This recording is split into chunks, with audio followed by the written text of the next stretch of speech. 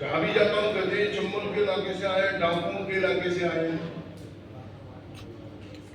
हमारे यहाँ की भौगोलिक स्थिति अलग है और तीसरा गड्ढा हुआ है।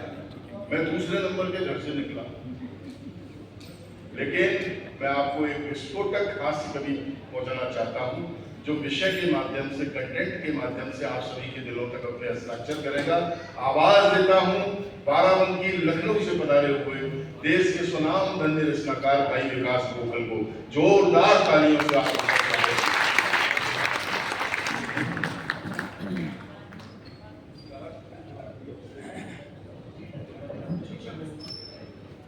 बहुत बहुत धन्यवाद। माँ सरस्वती को प्रणाम करता हूँ, सिवान के सभी श्रोताओं को प्रणाम करता हूँ, दैनिक जागरण परिवार को मैं धन्यवाद देता हूँ जिन्होंने आपके लिए एक सुंदर से साहित्यिक शाम सजाई।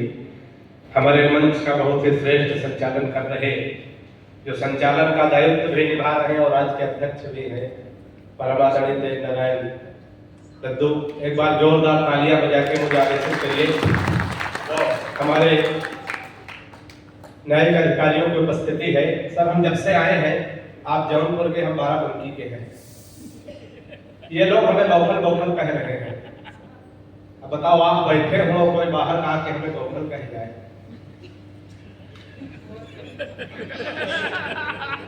बौखल का मतलब होता है सर कम दिमाग का।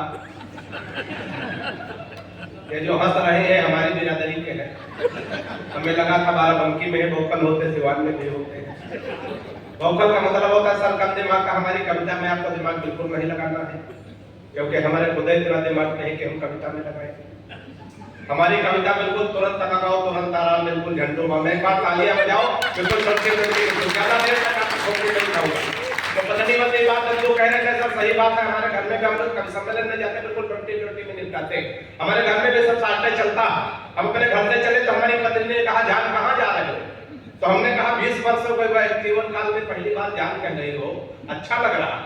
पत्नी ने कहा जल्दी में हो, जानवर कहने में लंबा हो जाता। अब हम भी हाथ सके कभी कहा मानने वाले। हमने कहा रानी आज बहुत अच्छी लग रही हो। पत्नी ने कहा 20 वर्षों के वैवाहिक जीवन काल में पहली बार रानी कह रहे हो, अच्छा लग रहा। हम भी जल्दी में है, जानवर कहने में लंबा हो जाता, नौकरानी कहने में लंबा हो जाता। मैं एक बार तालियां बजाता हूं।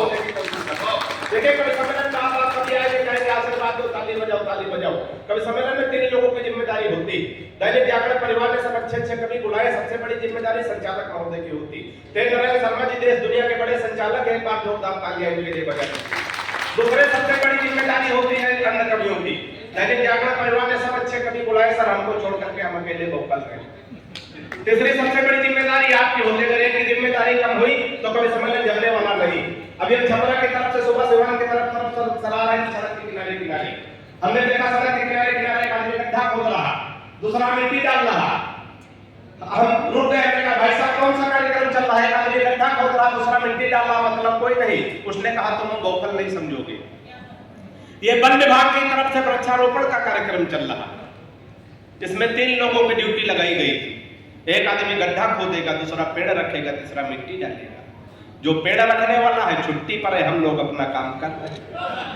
तो आप तालियां बजा दो, आप पेड़ रखने वाले हो। अगर आप छुट्टी पे चले तो कभी सम्मेलन जमने वाला नहीं। आइए मैं 4 पंक्तियों से मैं शुरू करता हूँ। जहां जहां बात पहुंचे मन दीजिएगा। हाथ से हमारे हाथ दृष्टि जानी चाहिए। हमारी जब शादी तय हुई, मैं बाराबंकी उत्तर प्रदेश से आता हूँ, वहां बौखलों की भी शादी हो जाती है। अब दिल्ली में राहुल गांधी तक वाले पड़े रहते हैं। कोई नहीं जो समझ में आए ताली बजाए, न समझ में आओ ज्यादा बजाए। 4 पंक्तियां सुनिएगा, संस्कारों से हाथ निकालता हूं। सफलता मुझे कितनी मिली है आपकी तालियां सुनिएगा। हम जब अपनी पत्नी को देखने गए तो कन्या पक्ष से संस्कार अपना लड़का कवि। हम जिसका परिचय कराएंगे लड़के को कविता में प्रणाम करना। मैं संस्कारों से हाथ से निकालता हूं। सफलता मुझे कितनी मिली है आपकी तालियां आपका आशीर्वाद बताएगा। सुनिएगा कि परिचय प्रथम कराया गुरु जी का, तब हमने कहा कि जय हो भाग्य निर्माता की। के परिचय प्रथम कराया गुरु जी का, तब हमने कहा कि जय हो भाग्य निर्माता की। और सास और ससुर को सामने जुलाया गया, एकाएक हम बोले जय हो पिता माता की। के परिचय तीसरा कराया जब साले का, तो हमने कहा कि जय हो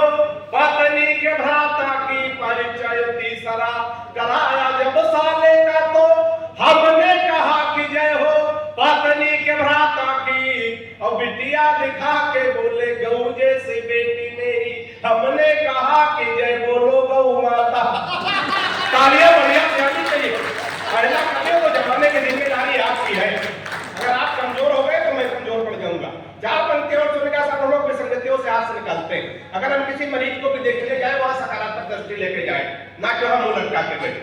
एक कोरोना पेशेंट बुजुर्ग आदमी भर्ती होने जा रहा था, मैंने वहां से हाथ से निकालने की कोशिश की है। ये भी चार पंक्तियां सुनिएगा, थोड़ा और आशीर्वाद दीजिएगा।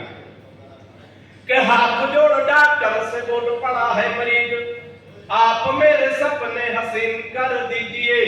कि हाथ जोड़ डॉक्टर से बोल पड़ा है मरीज, आप मेरे सपने हसीन कर दीजिए।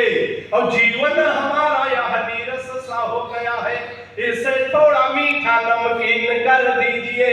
और मुझको कोरोना का पता न चले इसलिए जिसे कहूं उसके अधीन कर दीजिए। मुझको कोरोना का पता न चले इसलिए जिसे कहूं उसके अधीन कर दीजिए। और जिस वार्ड में कनिका कपूर भरती है, हमको उसी में क्वारंटीन कर दीजिए। तालियां बढ़िया कहनी चाहिए, बढ़िया। बहुत मस्ती में बड़े आनंद में आप लोग हैं। मैं चार पंक्तियां और पढ़ने की कोशिश करता हूं। सुनिएगा, थोड़ा बाबा रामदेव को आप लोग ध्यान में लाइएगा।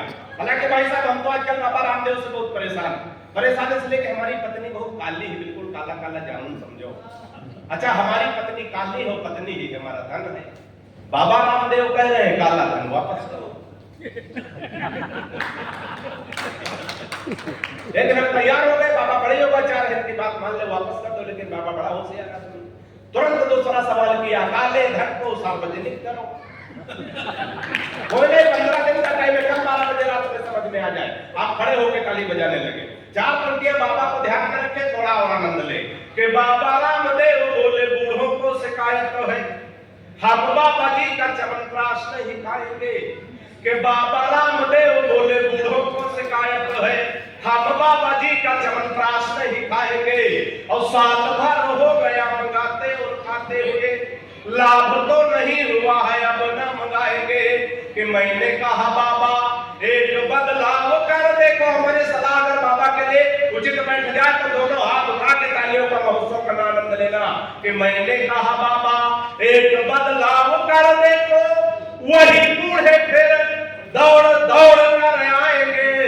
और अपनी हटा के फोटो मल्लिका की जो लगा दो, च्यवनप्राश छोड़ो बूढ़े डिब्बा चाट जा।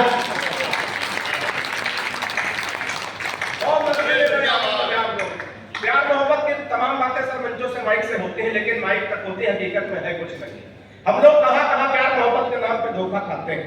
चार पंक्तियां मैं पढ़ता हूं, इसमें भी कोई अगर इसके प्यार मोहब्बत के नाम पे कोई धोखा खाया हुआ व्यक्ति बैठा हो तो सबसे ज्यादा आशीर्वाद, सबसे ज्यादा तालियां छंद को इसके आमंत्रित करता हूं। चार पंक्तियां सुनेगा, हम लोग कहां धोखा खाते, आनंद लीजिएगा। कि फेसबुक पर फेसबुक किया उसका तो मन के बगीचे में मयूरी बनना चाहिए।